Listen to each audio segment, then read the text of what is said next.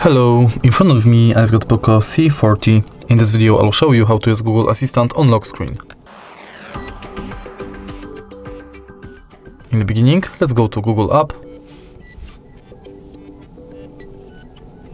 tap the button More and go to Settings.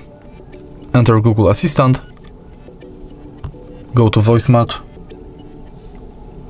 and enable Hey Google. Tap Next, agree and continue. Now let's try it out. Hey Google, OK Google. Sometimes you'll have to retrain the voice model.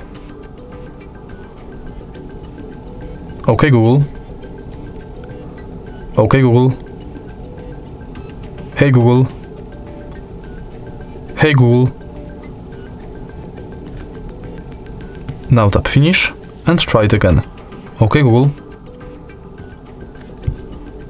Now that you are sure it's working, let's go back and enter lock screen. Also make sure that this function is enabled. Now you can simply lock the screen and say OK Google. OK Google. What's the weather like tomorrow?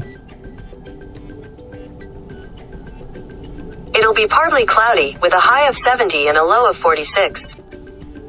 And that's it. If you find this video helpful, please leave a like, comment and subscribe.